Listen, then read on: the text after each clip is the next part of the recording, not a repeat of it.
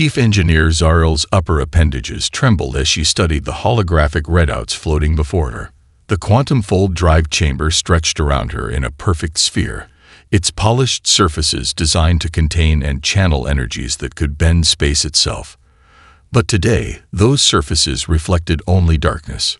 "Run the diagnostic again," she commanded, her voice steady despite her growing unease. The chamber's AI complied silently, bathing the sphere in waves of scanning energy. The results remained unchanged. The quantum core was intact but completely, precisely disabled. The damage was elegant in its simplicity. Key components had been altered at the molecular level, rendering the drive permanently inert without triggering a single security alert. It wasn't destruction. It was surgical precision. Zarel moved to the next chamber, and the next, her anxiety mounting with each identical discovery.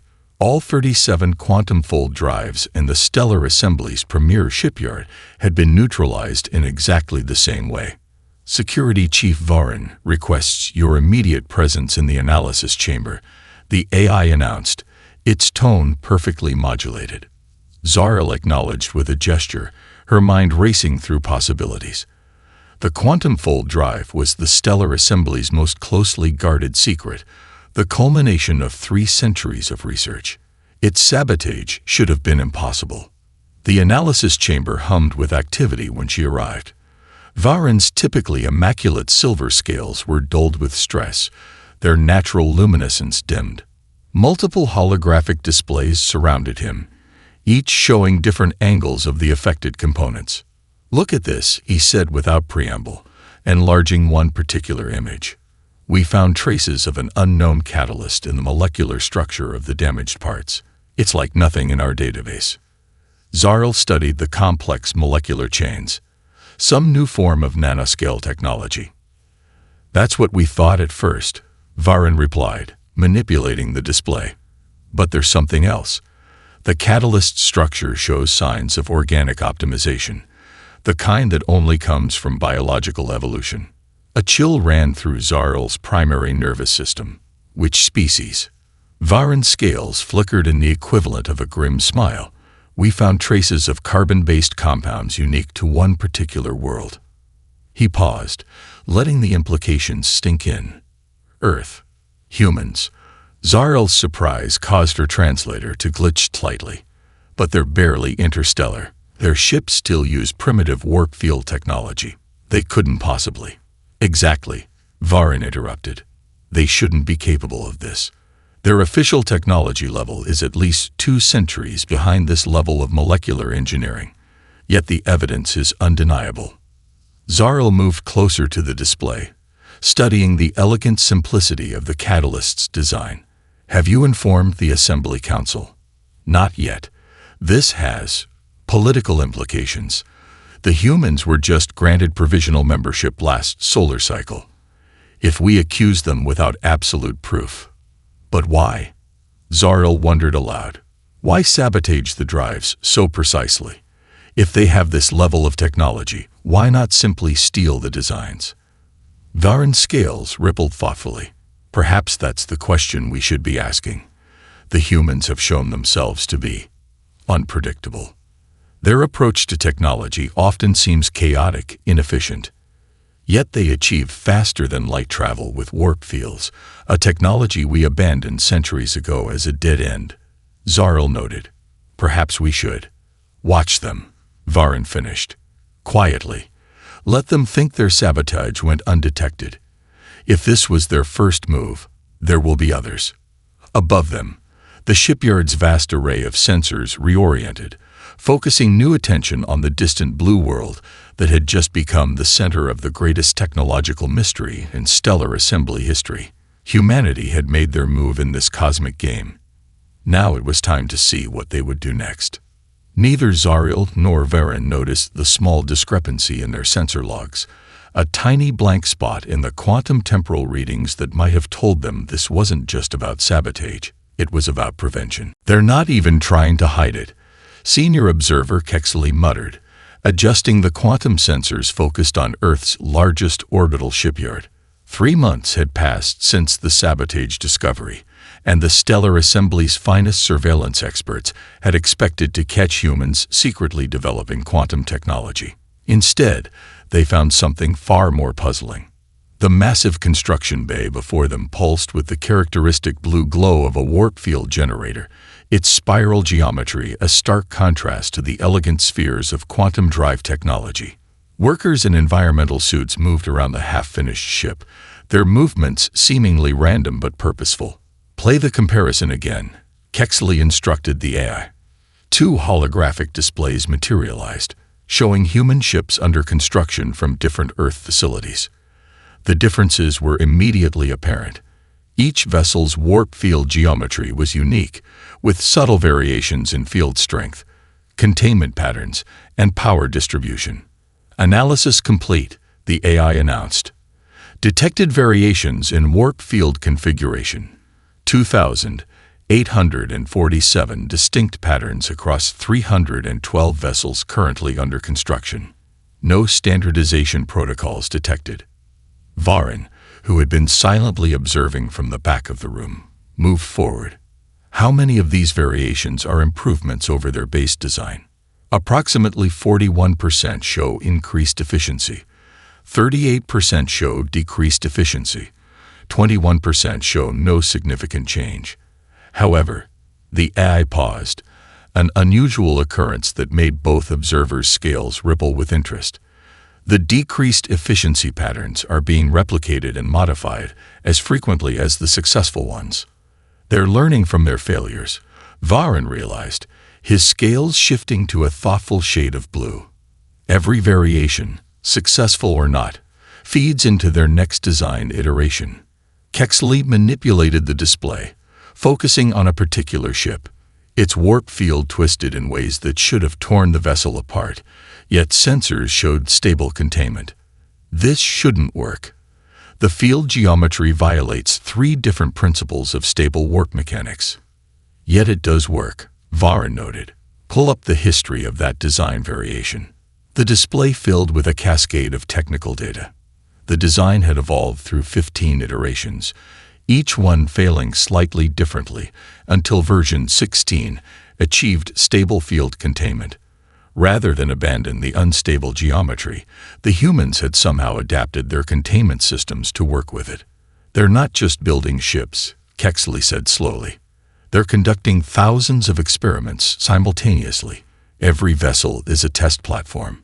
And sharing data across all their facilities," Varin added, gesturing to another display, showing the constant stream of technical information flowing between Earth's shipyards. No security protocols, no proprietary restrictions. Every failure, every success, freely shared. A new alert drew their attention. One of the human ships was powering up its drive for testing.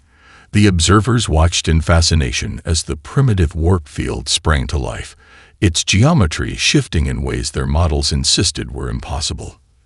"Energy efficiency rating?" Varin asked. 89.7% conversion rate, the AI responded.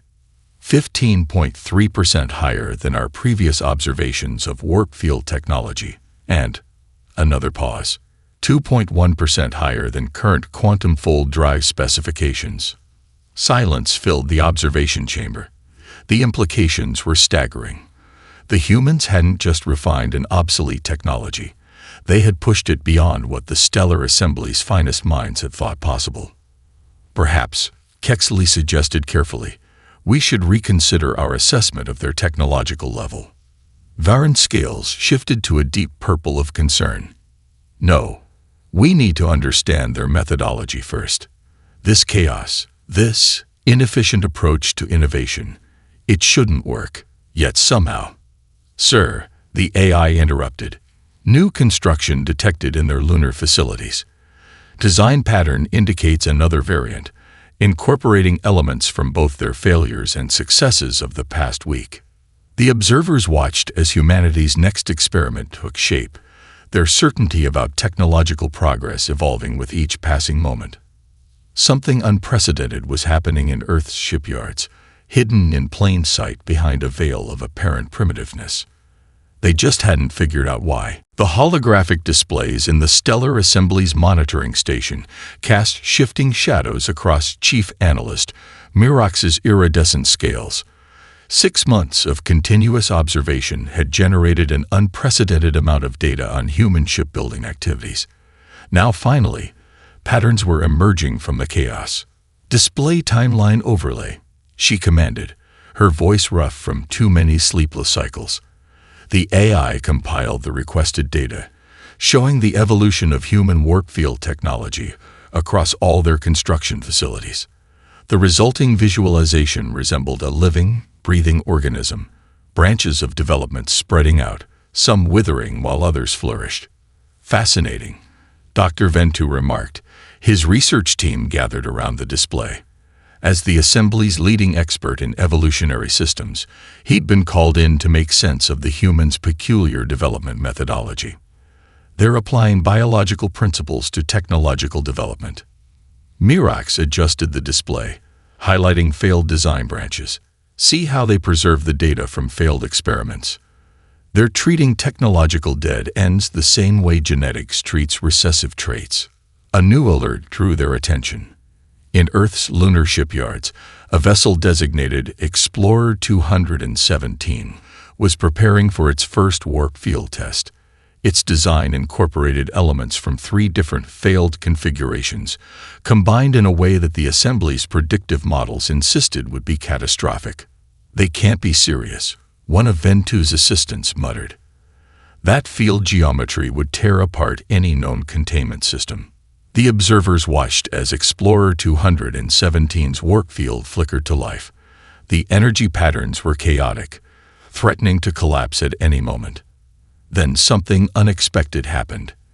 Instead of fighting the instability, the ship's systems began adapting to it, adjusting power flow in real time to match the field's natural resonance. "Impossible," Mirox whispered, but the readings were clear.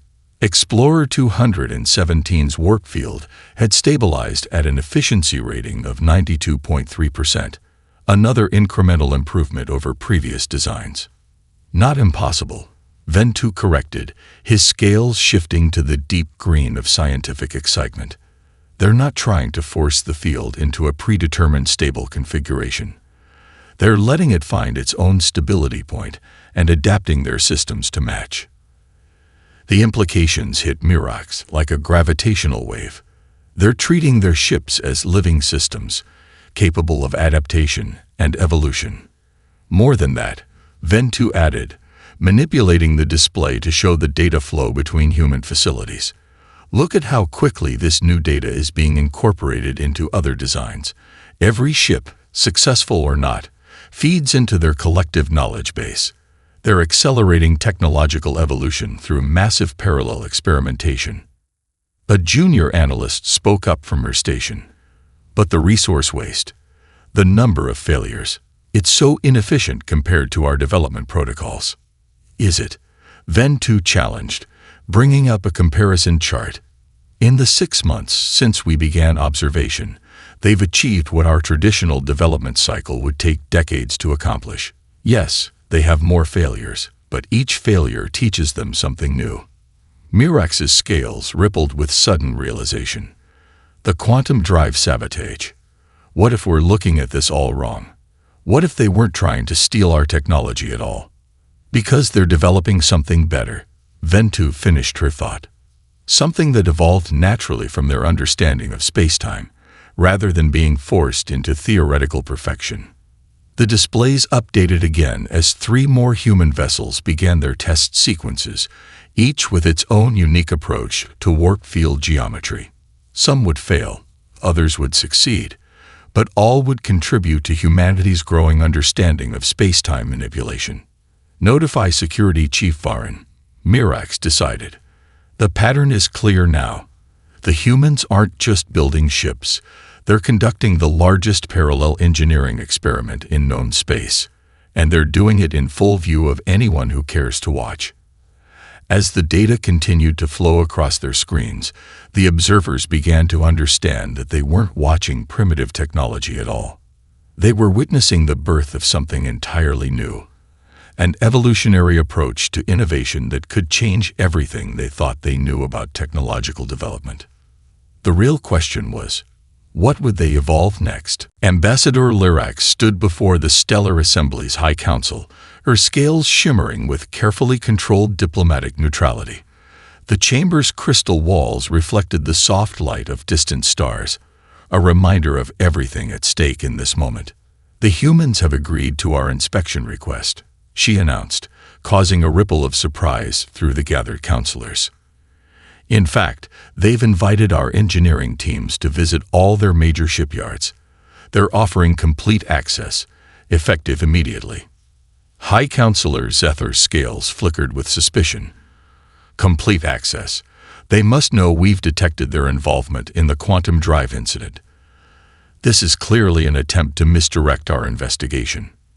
"With respect, Counselor," Lyrax responded, "they've attached only one condition to their offer."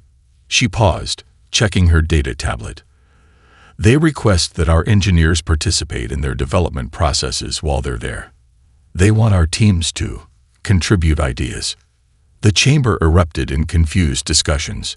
Chief Engineer Zariel, called to attend this session, stepped forward. "Participate in their chaotic experimental process that goes against every principle of proper technological development."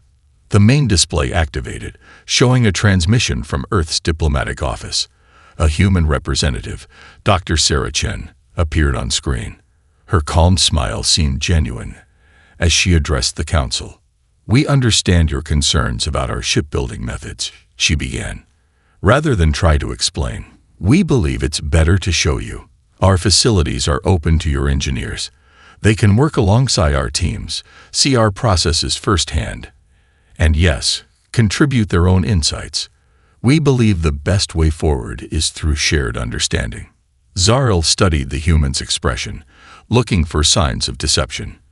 "And your experimental warp field technology, you'll share all data." "All of it," Dr. Chen confirmed. "The successes, the failures, the theories that seemed promising but led nowhere. Everything. Science progresses faster when we work together." The council chamber fell silent as the implications sank in. Either this was an unprecedented act of technological openness, or the most elaborate deception they'd ever encountered. High Counselor Zether made his decision. "Very well. We accept your offer. Our engineering teams will arrive within 2 standard cycles." The next day, Zariel found herself standing in Earth's largest orbital shipyard, surrounded by organized chaos. Workers moved purposefully in every direction. Holographic displays showed real-time test data from dozens of ships, and the air hummed with the energy of constant innovation. "This is our current project," her human guide, Dr. Marcus Wong, explained, gesturing to a partially constructed vessel. "We're testing a new approach to field stability based on some interesting failures from last week.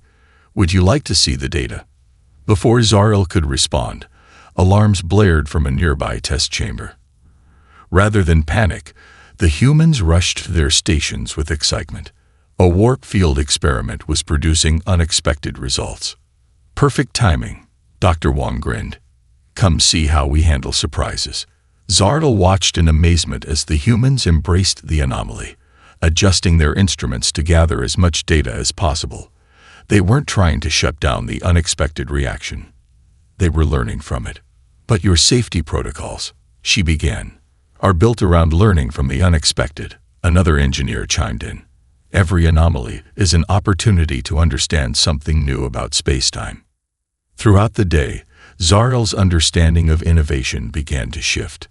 The humans weren't being reckless. They had simply built an entire technological development system around embracing the unknown. Their transparency wasn't a diplomatic strategy. It was fundamental to how they approached science itself. As she prepared her first report to the council, Zariel realized that the humans had given them something far more valuable than access to their technology. They had shown them an entirely new way of thinking about progress itself.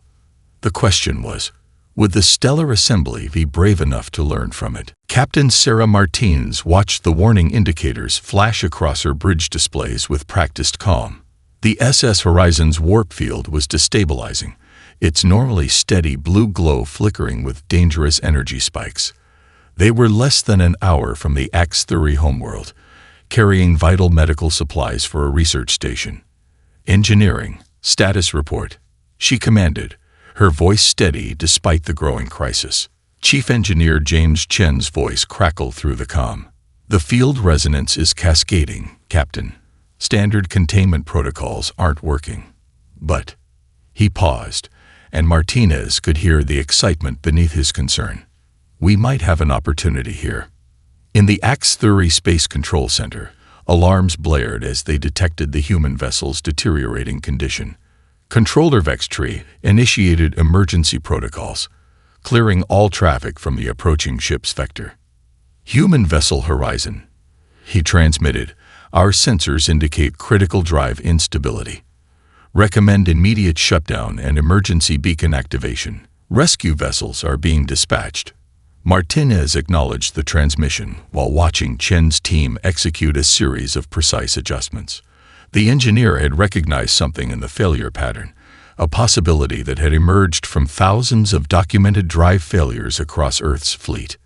"Thank you, Control," she responded. "But we have another solution in mind.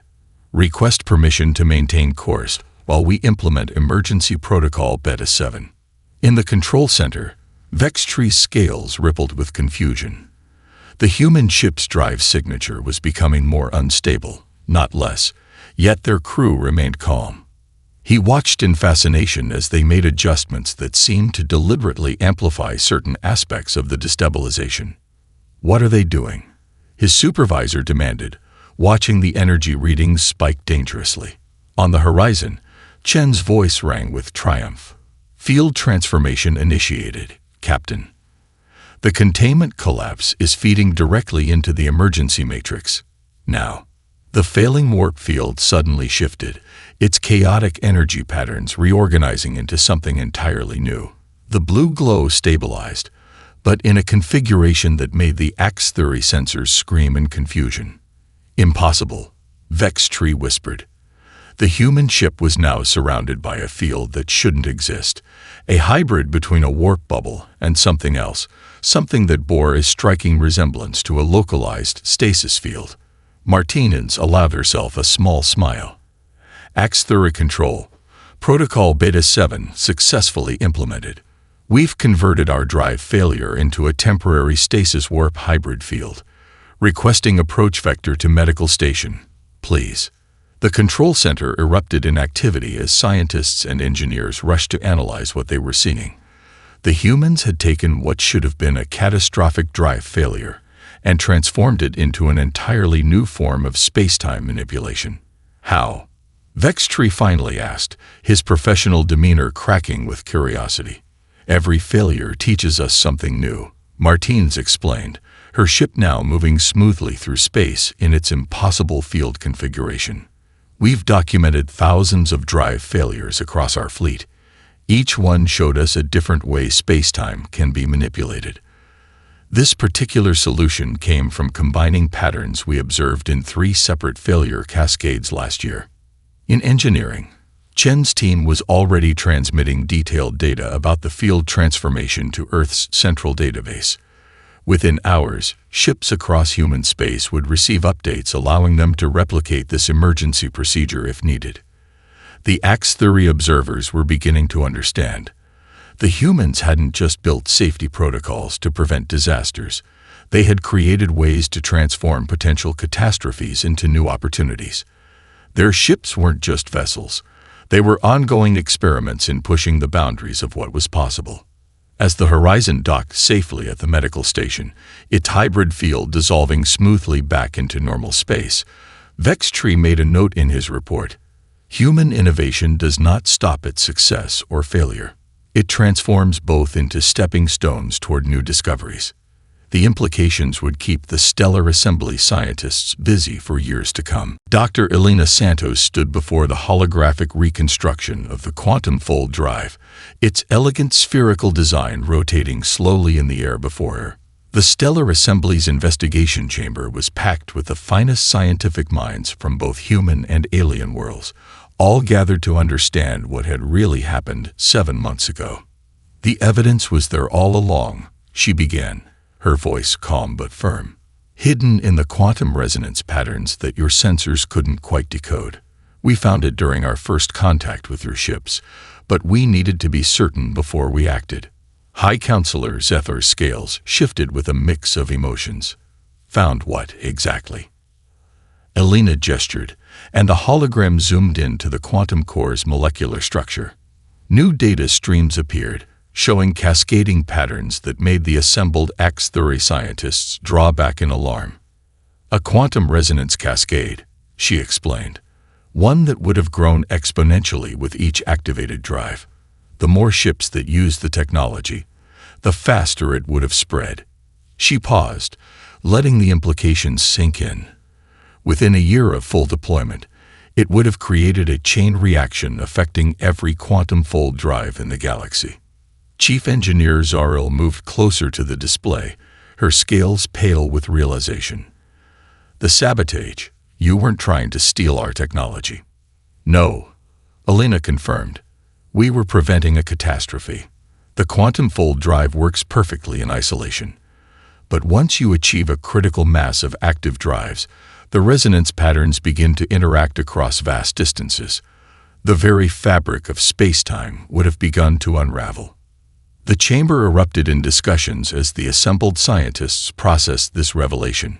Security Chief Varin stepped forward, his scales showing the deep purple of troubled thoughts. Why not simply warn us? He demanded. Why resort to covert action? Dr. Marcus Wong, who had been quietly observing from the side, answered. Would you have believed us? A species still using primitive warp technology, claiming your crowning achievement was fundamentally flawed. The silence that followed was answer enough. Besides, Elena continued, bringing up new data streams, we needed time. Time to develop and test an alternative technology that could be freely shared among all species, one that wouldn't risk tearing apart the galaxy. The holographic display shifted, showing the evolution of human warp field technology over the past 7 months. The assembled scientists watched in amazement as thousands of iterations, failures, and breakthroughs play out before them. Your quantum fold drive was brilliant, Elena acknowledged, but it was designed to force space-time to behave according to theoretical models. Our approach was different. We let space-time show us how it wanted to be manipulated. Through controlled failures, Zaril realized, her scientific curiosity overwhelming her initial shock. Each failed experiment showed you another aspect of space-time's natural behavior. Exactly, Marcus confirmed. When you stop trying to force perfection and start learning from imperfection, the universe reveals its secrets. High Counselor Zethar Scales had shifted to the deep blue of profound understanding. The Sabotage was never about destruction. It was an act of protection, bought with your silence and paid for with your reputation. Elena nodded. We chose to be seen as primitives, maybe even saboteurs, rather than risk a galactic catastrophe. And in doing so, we found a better way forward. The evidence was irrefutable. The quantum resonance cascade would have been inevitable. The humans had seen the flaw, understood its implications, and acted to save countless lives without seeking credit or glory. As the assembly digested this truth, Zaril approached the human scientists. You could have used this knowledge as leverage, demanded recognition or compensation for saving us all. Elena smiled. That's not how humanity moves forward. We succeed together, or not at all. The revelation would reshape the galaxy's understanding not just of technology, but of what it meant to be truly advanced. Sometimes, the greatest innovation lies not in achieving perfection, but in preventing disaster while finding a better path forward. The grand observation deck of the Stellar Assembly Science Academy buzzed with excitement. Representatives from 17 species crowded around display stations, their diverse forms creating a living tapestry of galactic cooperation. At the central platform, Dr. Elena Santos and Chief Engineer Zaril prepared to initiate the first test of the new collaborative warp field network. Test vessel Harmony approaching final position, the AI announced. The ship, visible through the deck's transparent walls, represented something unprecedented. A design created through the combined efforts of human and alien engineers working together. 7 months ago, we stood in this chamber as adversaries. Zaril addressed the gathered crowd, her scales shimmering with anticipation. Today, we stand as partners in the largest technological collaboration in galactic history.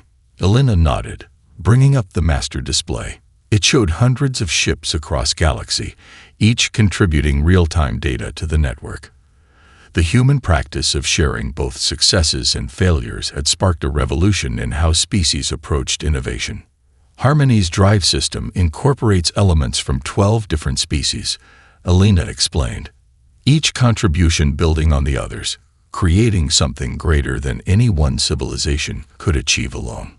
The display showed the ship's unique drive signature, a harmonious blend of human warp field technology and advanced alien containment systems. But the real breakthrough wasn't in the hardware. Initiate field generation, Zaril commanded. The Harmony's drive flared to life, its energy pattern rippling across space in ways that defied traditional physics. But instead of fighting these anomalies, the ship's systems adapted to them, incorporating each variation into an ever-evolving field pattern. Pattern recognition algorithms detecting optimal configurations, reported Dr. Kexley from his station. The former observer had become one of the strongest advocates for the new approach. The ship is literally learning from spacetime itself. Across the galaxy, other vessels began reporting similar phenomena. Each ship's unique drive configuration contributed new data, which was instantly analyzed and shared across the network. The technology wasn't just advancing, it was evolving in real time. Energy efficiency at 97.3%. Announced a young X-3 engineer, and still climbing. The assembled scientists watched in amazement as the Harmony executed a series of maneuvers that would have been impossible just months ago. Each movement was smooth, efficient, and in perfect harmony with the natural behavior of spacetime. But the technological advancement isn't the most remarkable part, Elena noted, gesturing to the teams working together around them. Look at how we're approaching problems now. She was right. Throughout the chamber, engineers from different species freely shared ideas, debated theories, and celebrated each other's breakthroughs. The human approach to innovation had sparked something far more profound than technological progress. We've discovered something that transcends individual achievement, Zaril realized. By sharing our failures as openly as our successes, we've created a new way of advancing knowledge itself. The display updated as another ship, this one from a previously isolated species, joined the network. Their unique approach to field geometry was immediately analyzed, shared, and incorporated into the collective understanding.